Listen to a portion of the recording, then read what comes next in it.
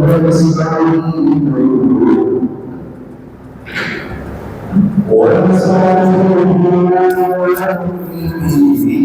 ونتوكل عليه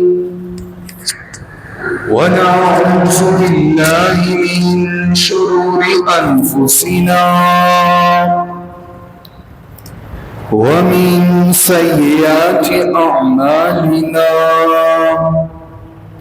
من يهده الله فلا مضل له ومن يضلله فلا هادي له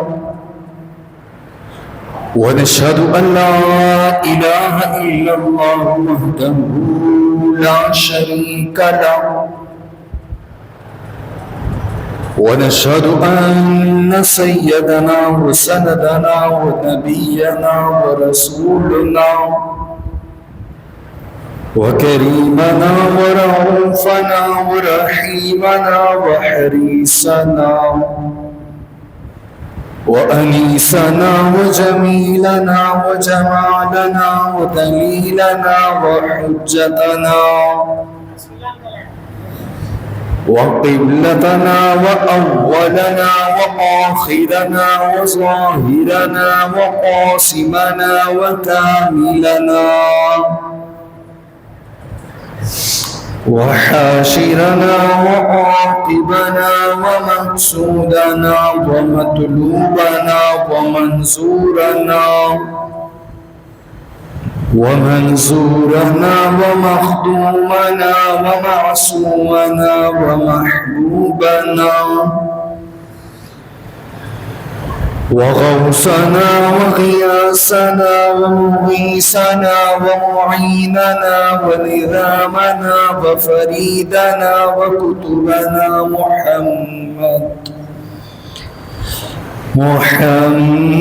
محمدا عبده ورسوله أما بعد فأعوذ بالله من الشيطان الرجيم بسم الله الرحمن الرحيم قال الله تبارك وتعالى في القرآن المجيد والفرقان الحميد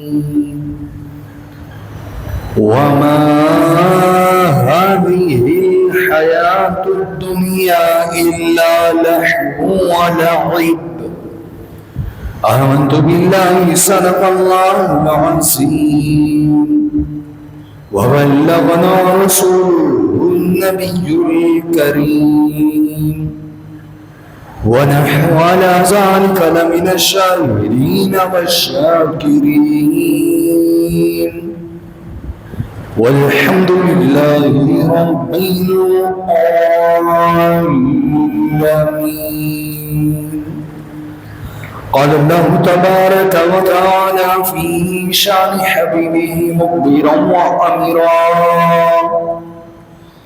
إن الله وملائكته يصلون على النبي يا أيها الذين آمنوا صلوا عليه وسلموا تسليما اللهم صل على سيدنا ومولانا محمد وعلى آل سيدنا علي وسيدتنا فاطمة وسيدتنا زينب وسيدنا حسن وسيدنا حسين وعلى آله وأصحابه أجمعين. قصیدہ بردہ شریف کا ایک شعر بل کے ذوق و شوق محبت کے ساتھ پڑھیں تاکہ محفل میں ذوق و شوق پیدا ہو. مولاي صل وسلم دائما أبدا على حبيبك خير الخلق كلهم مولاي صلی وسلم دائما ابدا على حبيبك خير الخلق كلهم يا ربي بالمصطفى بلغ مقاصدنا واغفر لنا ما مضى واسألك أمي مولاي صلي وسلم دائما أبدا على حبيبك خير خلق كلهم. نعرہ تکبیر، اللہ اکبر، نعرہ رسالت، یا سیدی یا رسول نعرہ حیدری، یا نعرہ تحقیق، حق چارو نعرہ غوثیہ، یا غوث اعظم دستگیر. حمد و صلات کے بعد عالی وقار دوست و بزرگ میرے پروردگار کا لاکھوں کروڑ احسان ہے کہ اس پاک ذات نے ایک بار دوبارہ ہمیں جمعے کا دن نصیب فرمایا اور پھر اس جمعے کے دن ہم اپنے پروردگار کی بارگاہ میں اپنے رب باری تعالی کی بارگاہ میں ایک اجتماع کے طور پہ اکٹھے ہوئے. ہر جمعے آپ سے یہ عرض کرتا ہوں کہ جمعے کے دن میرا پروردگار امت محمدیہ صلی اللہ تعالی علیہ وآلہ وسلم پر یعنی ہمارا پروردگار ہم پر اپنی خاص رحمتوں برکتوں کا نزول فرماتا ہے.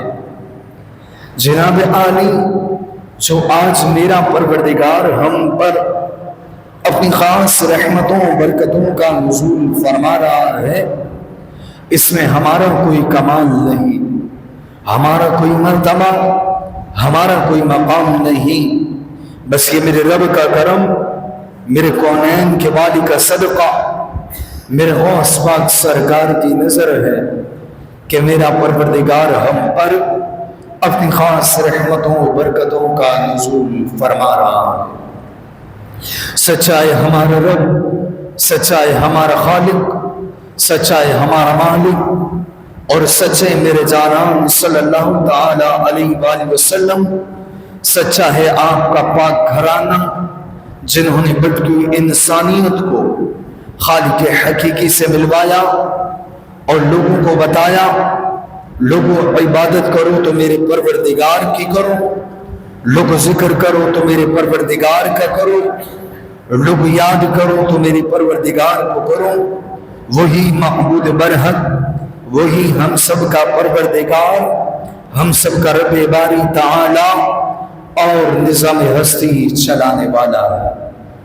عالی وقار دوست بزرگوں، رب کائنات کلام خدا میں ارشاد فرماتا ہے وَمَا هَذِهِ الْحَيَاةُ الدُّنْيَا إِلَّا لَحْوٌ وَلَعِبٌ.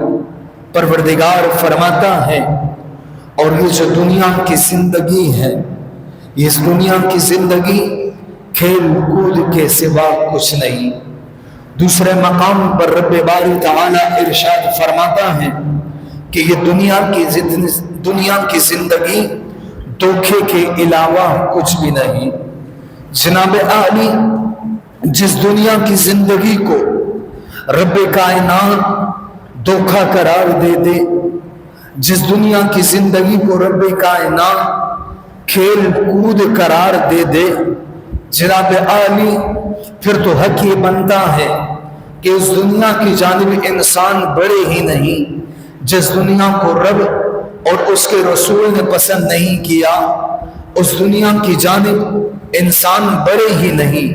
لیکن جناب عالی آج انسان اسی دنیا کی جانب جناب عالی چلتا جاتا ہے جس دنیا سے رب اور اس کے رسول نے انسان کو متنفر کیا، آج اسی دنیا کی جانب انسان جناب عالی بڑھتا چلا جاتا ہے۔ جناب عالی آج اسی دنیا کی جانب انسان بڑھتا چلا جاتا ہے، اسی دنیا کی جانب جناب عالی انسان بڑھتا چلا جاتا ہے جس دنیا سے جناب عالی اللہ اور اس کے رسول نے منع فرمایا۔ جناب عالی اسی دنیا کی جانب جناب عالی جس سے منع فرمایا، انسان اسی کو پانے کی کوشش کرتا ہے تاکہ اس دنیا کو پا لوں، دنیا کو بنا لوں اور یہی دنیا میرے کام آئے گی۔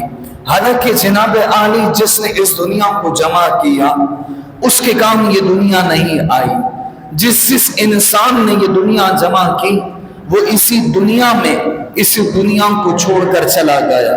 میرے جانان صلی اللہ تعالی علیہ وآلہ وسلم کی حدیث مبارکہ ہے، اس حدیث کو امام ابن ماجہ نے اپنی کتاب میں نقل کیا اور اس حدیث کو جناب عالی امام حاکم علیہ رحمہ نے بھی نقل فرمایا۔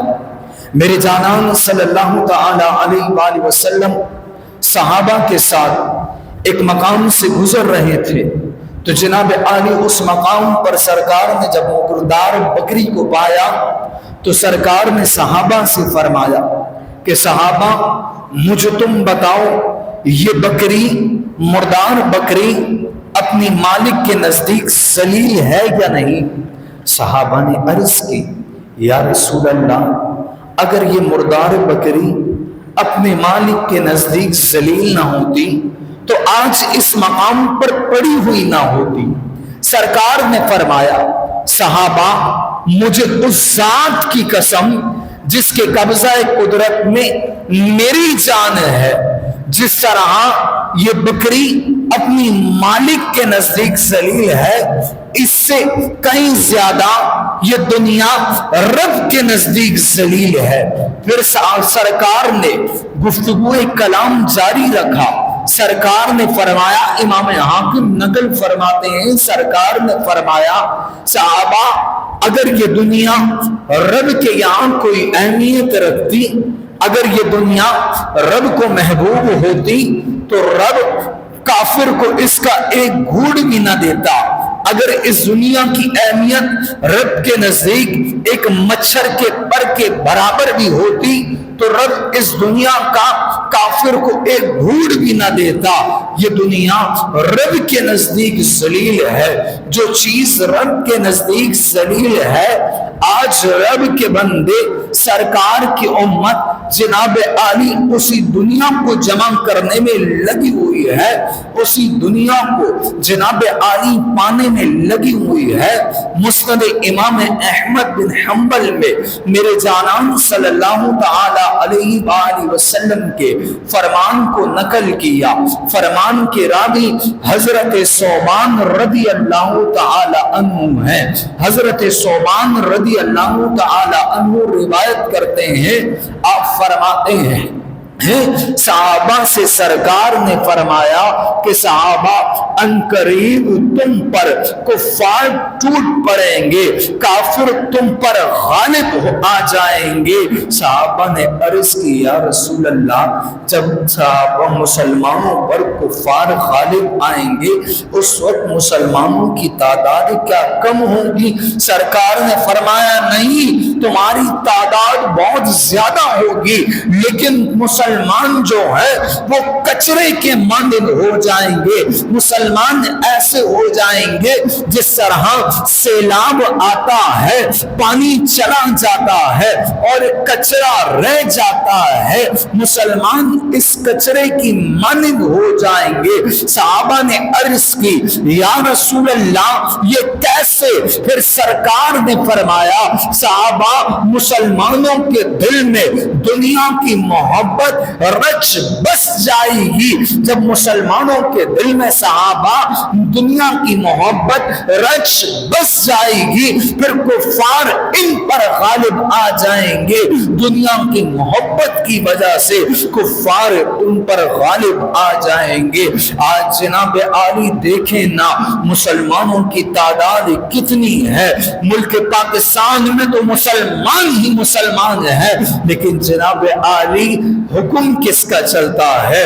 حکومت مسلمانوں کی، ریاست مسلمانوں کی، لیکن جناب عالی حکم کس کا چلتا ہے؟ کفار کا چلتا ہے۔ غیر مسلموں کا حکم مسلمانوں پر چلایا جاتا ہے، کس وجہ سے؟ آخر سرکار کا فرمان سچا ہونا تھا کہ عام مسلمانوں کے دل میں جب دنیا کی محبت رچ بس جائے گی پھر کفار ان پر غالب آ جائیں گے۔ آج ہمارے دلوں میں دنیا کی محبت رچ بس گئی ہے اور کفار ہم پر غالب ہے۔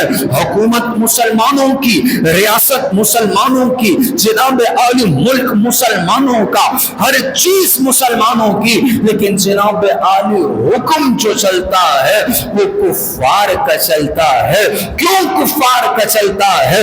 اس بنیاد پر کفار کا حکم چلتا ہے کہ ہم نے سرکار کے فرمان کے کر کی جانب پیٹ کر دی، رب اور اس کے رسول کے حکم کی جانب پیٹ کر کے دنیا کو کمایا۔ جناب عالی آج ہم پر کفار غالب ہیں، دنیا کی محبت ہم نے جمع کی، آج ہم پر کفار غالب ہیں۔ میرے جانان صلی اللہ تعالی علیہ وآلہ وسلم کی حدیث مبارکہ ہے، اس کو جناب عالی کشف الخفاں کے اندر نقل کیا۔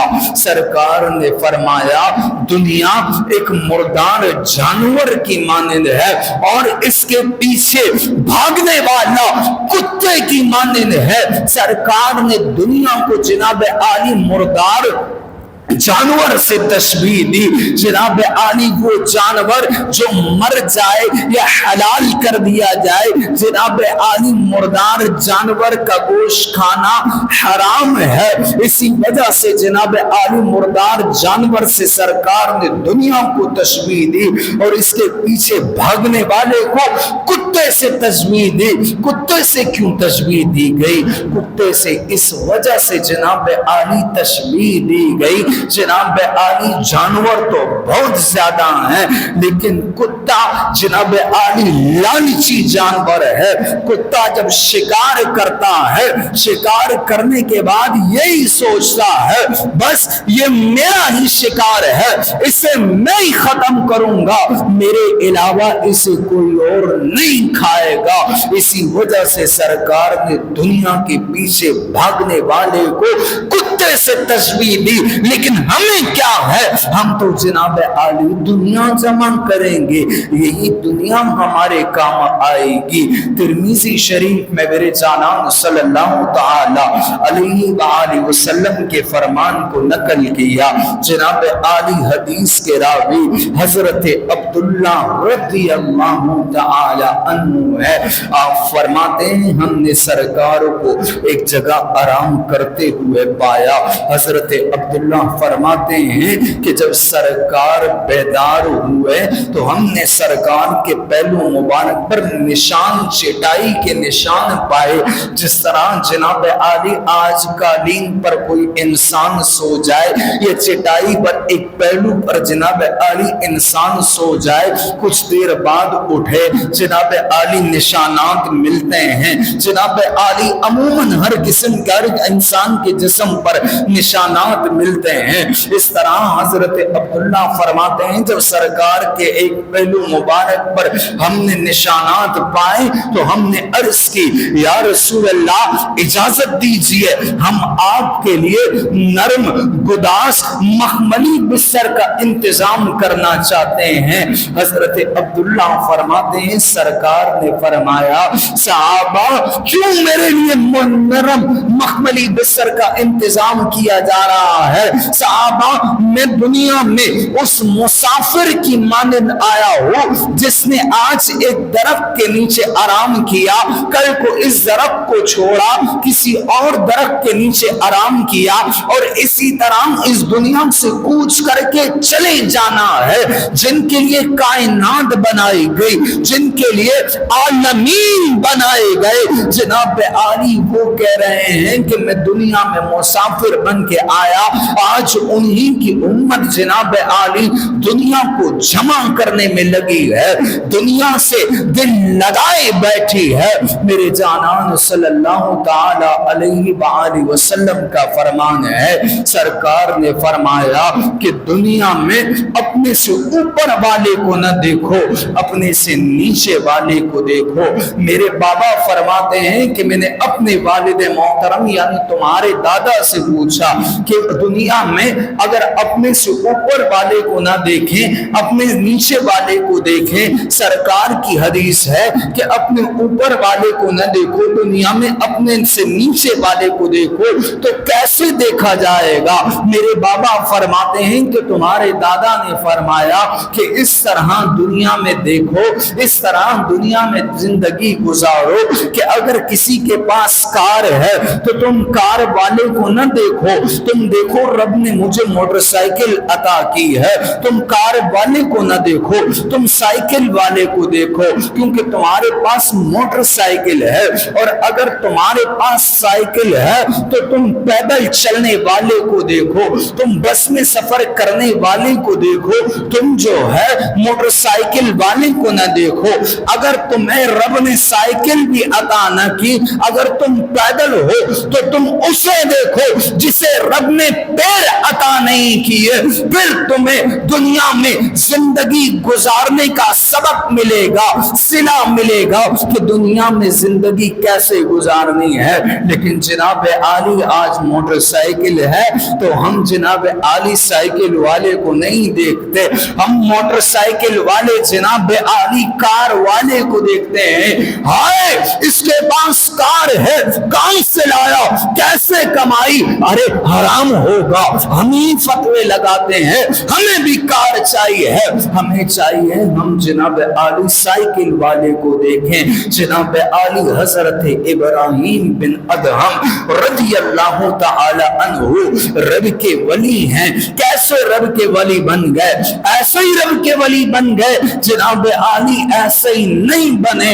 ابراہیم بن ادہم وقت کے بادشاہ تھے، جناب عالی بادشاہت آپ کی تھی، آپ کا حکم ڈنکے کی چوٹ پر رعایا تسلیم کر کے اپنے سر خم کر دیا کرتی۔ جناب عالی ابراہیم بن ادہم کے دربار میں ایک فقیر آیا، جناب عالی بغیر اجازت کے داخل ہو کر ابراہیم بن ادہم کا دربار محل کو دیکھتا ہے، محل کی نمود و نمائش کو دیکھتا ہے، اور دیکھ کر اپنے اسات ہی کہتا ہے ہائے کیا ہی اچھا مسافر خانہ ہے، کیا ہی اچھا سارائے عالمگیر ہے۔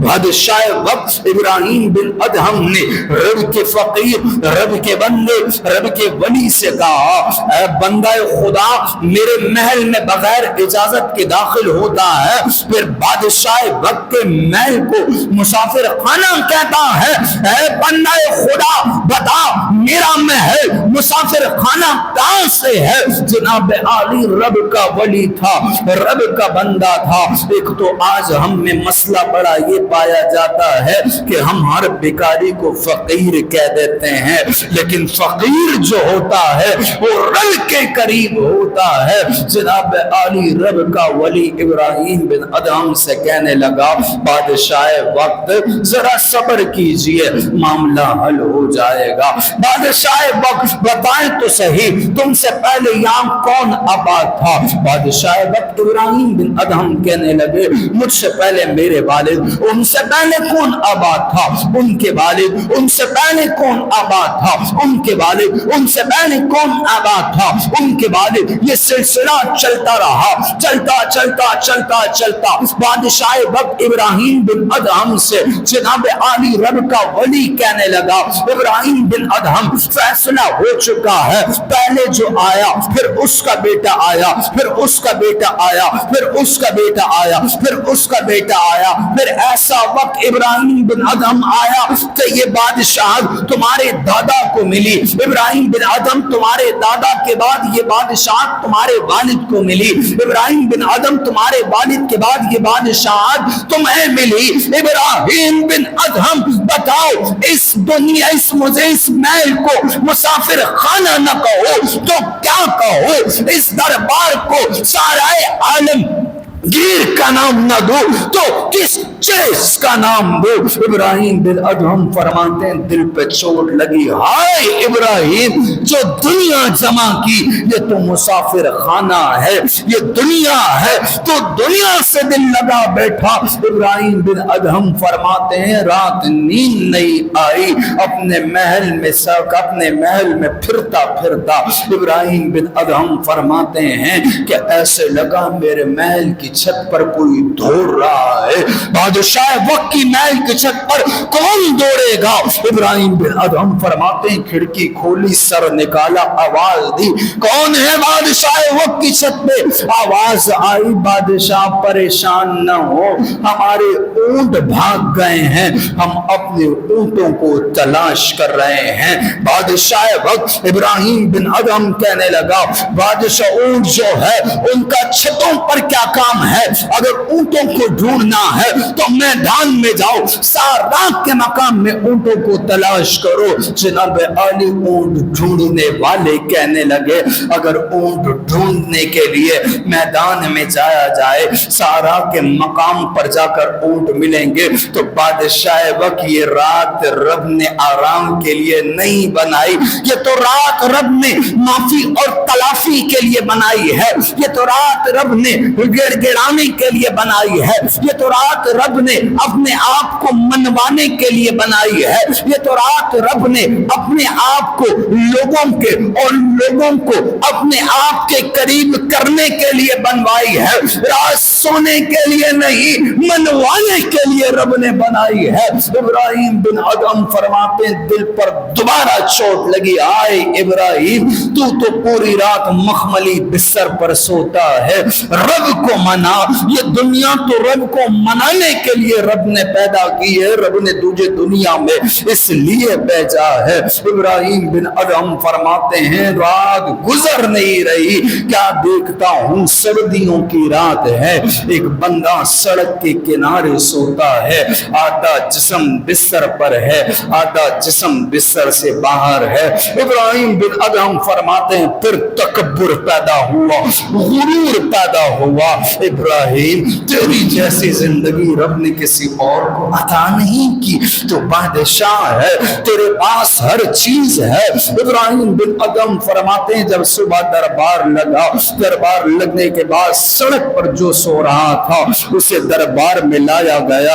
ابراہیم بن ادہم فرماتے ہیں میں نے پوچھا اس بندہ خدا سے، اے بندہ خدا بتا تیری رات کیسے گزری؟ ابراہیم بن ادہم فرماتے ہیں دل میں خیال تھا شکوہ و شکایت کرے گا، لیکن کہنے لگا بادشاہ وقت آدھی رات تیری جیسے گزری، آدھی رات تجھ سے بہتر گزری۔ ابراہیم بن ادہم فرماتے ہیں غصہ آیا، ایک عام سڑک پہ سونے والا مجھ سے کہتا ہے آدھی رات تجھ جیسی گزری، اے بندہ خدا بتا آدھی رات مجھ جیسے کیسے گزری، آدھی رات مجھ سے بہتر کیسے گزری؟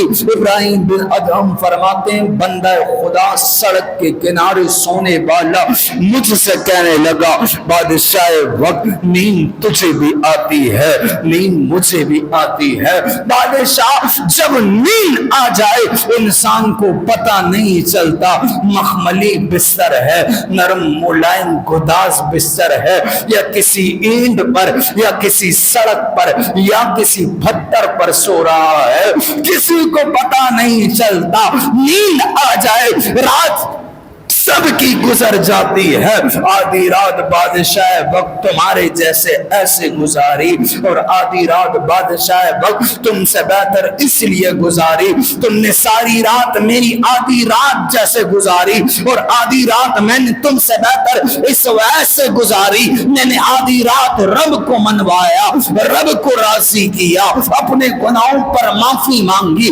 رب کے قریب ہو گیا، آدھی رات تم سے بہتر اس وجہ درجہ سے گزاری۔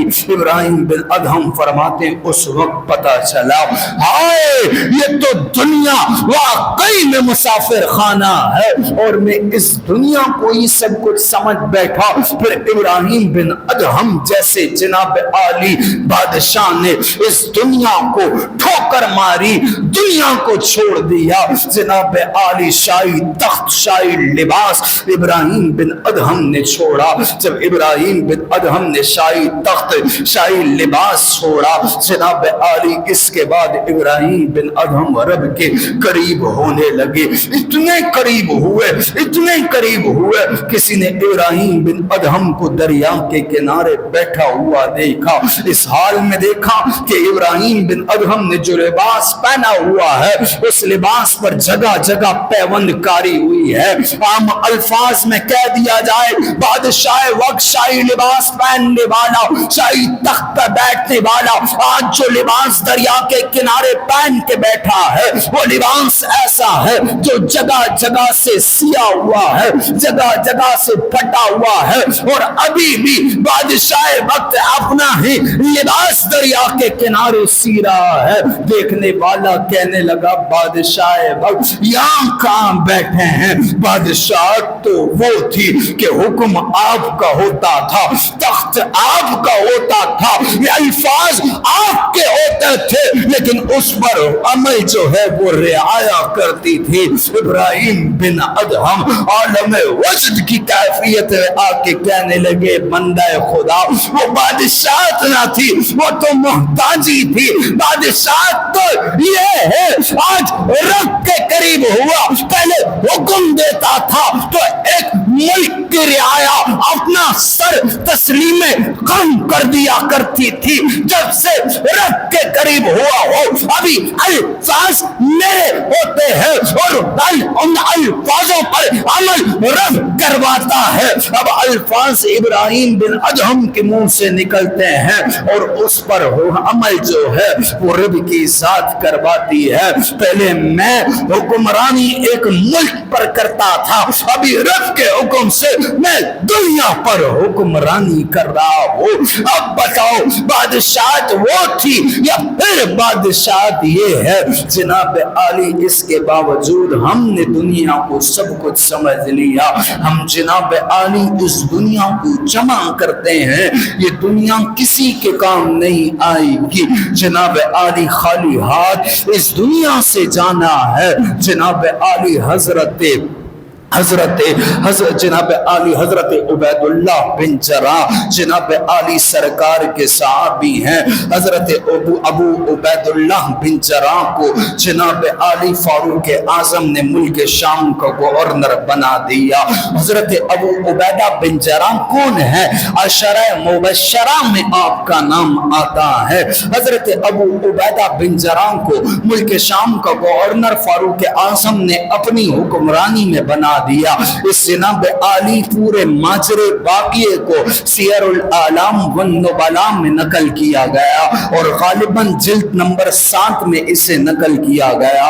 جب آپ کو ملک شام کا گورنر بنایا گیا پھر جناب عالی فاروق اعظم جو ہیں جناب عالی معائنے کے لیے نکلے، دورے کے لیے نکلے۔ جب فاروق اعظم دورے کے لیے نکلے خیال آیا ملک شام چلوں، جسے گورنری دی ہے ذرا اس کا تو دورہ کروں، گورنری کیسے کر رہا ہے۔ فاروق اعظم ملک شام آئے، جناب عالی ابو عبیدہ بن جراح کو پتا چلا فاروق اعظم ملک شام آئے ہوئے ہیں۔ ابو عبیدہ بن جراح جناب عالی فاروق اعظم کے پاس آئے، ملے، حالات معلوم کیے۔ فاروق اعظم نے فرمایا ابو عبیدہ بن جراح ساری باتیں بعد میں کریں گے، ملک شام کے گورنر ہو، ذرا اپنا گھر تو دکھاؤ، جس محل میں رہتے ہو، جس دربار میں بیٹھ کر فیصلے کرتے ہو، وہ محل دکھاؤ جس میں تمہاری رہائش گاہ ہے۔ ابو عبیدہ بن جراح نے فاروق اعظم سے عرض کی حضور رہنے دیجئے، میرا گھر دیکھ کر، میرا محل دیکھ کر آپ کیا کریں گے؟ جناب عالی کس لیے کہا ہوگا؟ اس لیے نا جناب عالی کرپشن کی ہوگی، بہت کچھ جمع کیا ہوگا۔ محل دیکھ کر فاروق اعظم आजम फरमाएंगे हाय तुम गवर्नर बन के अपने आप को ही बनाते रहे। नहीं, जनाब आली फारूक आजम ने फरमाया नहीं, तुम्हारा घर देखना है, महल देखना है, कैसे रहते हो, कैसे तुम्हारा गुजर बसर होना है। नाना फारूक आजम कोई जरूरत नहीं है, नहीं देखना है। उबैदा बिन जराह बताओ तुम्हारा घर कहाँ है, तुम्हारे महल की जानिब जाना है। उबैदा बिन जराह ने अर्ज की फारूक आजम से, गवर्नर वक्त ने अर्ज की फारूक आजम जब मेरा महल, मेरा मकान, मेरा घर देखेंगे तो आंसुओं के सिवा कुछ नहीं निकलेगा। फारूक आजम ने फरमाया ना, देखना है, मुझे लेकर चलो। जनाब आली जब जिद की तो गवर्नर वक्त, मुल्क शाम का गवर्नर वक्त हजरत अबू उबैदा बिन जराह आपको लेते हुए जनाब आली मुल्क शाम से निकले। जब ये काफिला जनाब आली मुल्क शाम से निकला, जनाब आली फारूक आजम फरमाते हैं उस वक्त रास्ते में दमिश्क आया। फारूक आजम फरमाते हैं जब मैंने दमिश्क की रंगीनियां देखी, दमिश्क ऐसा है जिस तरह जनाब आली मुल्क पाकिस्तान में इस्लामाबाद जाना और माना जाता है, इस तरह जनाब आली दमिश्क था। फारूक आजम के दिल में ख्याल आया महंगी तरीन जगह है, हर फैसिलिटीज, हर सहूलत यहाँ मौजूद है, दिन हो रात हो रोशनी ही रोशनी है, गवर्नर वक्त यहाँ आबाद होंगे। फारूक आजम फरमाते हैं वहां से निकले, रास्ते में जंगलात आए, जंगलात से होते हुए हैरान हुआ गवर्नर वक्त ने अपना घर कहाँ बनाया है। पूछा अबू उबैदा बिन जराह कहाँ ले जा रहे हो,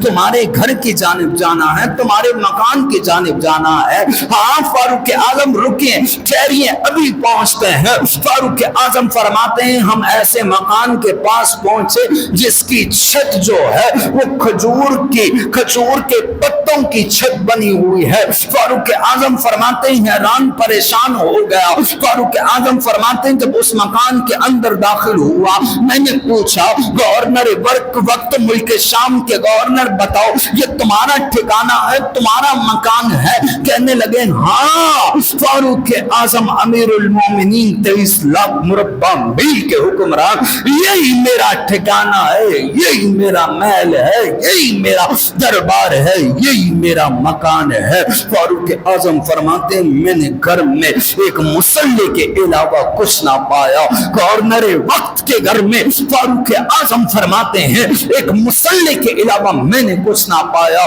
फारूक आजम फरमाते मैंने पूछा अबू उबैदा बिन जराह कैसे जिंदगी गुजारते हो? कहने लगे अमीरुल मोमिनीन यही एक जान नमाज है, इसी पर जिंदगी गुजारता हूँ, इसी पर बैठकर दुनिया वालों के मुल्क शाम की रियाया के फैसले लिखता हूँ और इसी मुसल्ले पर बैठकर मुल्क शाम की रियाया को उनके फैसले सुनाता हूँ। हुक्म इसी मुसल्ले पे बैठकर जारी करता हो। मुल्क शाम की रियाया जब हुक्म सुनती है तो सर तस्लीमे खम करती है। फारूक आजम जब हुक्म देकर फारिग होता हो इसी मुसल्ले पर रब को याद करता हो, रब के आगे गिरिया उसारी करता हो, रब को मनाता हो। फारूक आजम जब रब को मना लेता हो थोड़ा सा थक जाता हो, ऊँग आने लग जाती है, फिर इसी मुसल्ले पर आराम कर लेता हो, इसी मुसल्ले पर सो जाता हो। फारूक आजम फरमाते हैं मैंने पूछा गवर्नर वक्त मुल्क शाम के गवर्नर उबैदा बिन जराह खाते पीते कहां से हो? कोई बर्तन, कोई प्याला, कुछ तो होगा। फारूक आजम फरमाते हैं मैं नहीं कह रहा, अगर किसी के दिल में ये बात आ जाए उठाओ सियरुल आलाम वन नुबला किताब का नाम है, बेशतर जिल्द है, जिल्दें हैं, इसमें जिल्द नंबर 7 उठाओ, जिल्द नंबर 7 के अंदर नकल किया। फारूक आजम फरमाते हैं जब मैंने ये सवाल किया इतने में अबू उबैदा बिन जराह खड़े हुए, अपना हाथ खजूरों के पत्तों की छत से बाहर निकाला और एक प्याला उतार के मुझे दिखाया। फारूक आजम یہ پیالہ ہے۔ فاروق اعظم فرماتے ہیں اس وقت اس پیالے میں پانی تھا اور اس پانی کے اندر روٹیاں گیلی ہوئی تھی۔ مجھ سے گورنر وقت عرض کرتا ہے فاروق اعظم یہ پیالہ ہے، اسی پیالے سے نہا لیتا ہوں، اسی پیالے سے کپڑے دھو لیتا ہوں، اسی پیالے سے جب بھوک لگتی ہے اسی پیالے میں ڈال کر کھا لیتا ہوں۔ فاروق اعظم اتنا وقت کہاں ہے کہ اس پیالے میں ڈال کر کھایا جائے؟ فاروق اعظم یہاں ایک بڑھیا ہے، وہ 3-4 دن کی روٹیاں کھٹی تیار کر کے مجھے لا دیتی ہے۔ جب روٹیاں کڑک ہو جاتی ہے، جب روٹیاں باسی ہو جاتی ہے، عمر میں اس روٹیوں کو اس پیالے کے اندر ڈال کر پانی ڈال دیتا ہوں۔ جب وہ پانی سے روٹی نرم ہو جاتی ہے تو روٹی کھا لیتا ہوں، اوپر پانی پی لیتا ہوں۔ فاروق اعظم نے جب دیکھا کہ ملک شام کا گورنر ایسی زندگی گزار رہا ہے، ایسی زندگی گزار کر سرکار کی امت کا خیال رکھ رہا ہے، فاروق اعظم کی آنکھوں سے آنسو نکلنے لگے، فاروق اعظم رونے لگے۔ اس وقت جناب عالی ابو عبیدہ بن جراح نے عرض کی، اے امیر المومنین میں نے آپ سے عرض کی تھی کہ میرے گھر نہ جائیے، میرے محل کی جانب نہ جائیے، آپ اگر میرا محل دیکھیں گے، میرا دربار دیکھیں گے، میرا مکان دیکھیں گے تو آنسوؤں کے سوا کچھ نہ ملے گا۔ سیر الاعلام والنبلاء میں لکھا فاروق اعظم نے فرمایا اے ابو عبیدہ بن جراح ہمیں اس دنیا نے بدل کے رکھ دیا ہے، ہم سب کو ابو عبیدہ بن جراح اس دنیا نے بدل کے رکھ دیا ہے، لیکن خدا کی قسم تمہیں اس دنیا نے نہیں بدلا، تم ویسے ہی کے ویسے ہی ہو جیسے تم سرکار کے زمانے میں تھے۔ یہ گورنر وقت کی کہانی سنا رہا ہوں، آج گورنر وقت کو رہنے دیا جائے، آج وزیر اعلیٰ وزیر اعظم کو تو چھوڑ ہی دیا جائے۔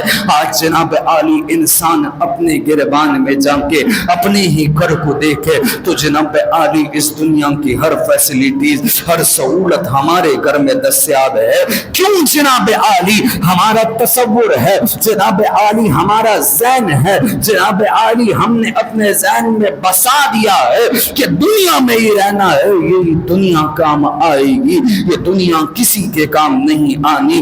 اللہ رب العزت سے دعا ہے ہمیں ابو عبیدہ بن جراح کی غلامی نصیب فرمائے، ابو عبیدہ بن جراح کے نقش قدم پر چلنے کی توفیق عطا فرمائے، اور مولا کائنات مولا علی مشکل کشا کے صدقے، شہدائے کربلا کے صدقے ہمارے والدین کو صحت کے ساتھ، خوشیوں کے ساتھ، مال و دولت کے ساتھ، عزت و شہرت، دین و دنیا کے ساتھ لمبی زندگی عطا فرمائے۔ میرے والد محترم سے محبت کرنے والے کے لیے دعا کریں، ان کے شہزادے کے لیے دعا کریں، اللہ رب العزت ان کے شہزادے کو شفائے کاملہ عاجلہ عطا فرمائے اور تادیر لمبی زندگی عطا فرمائے۔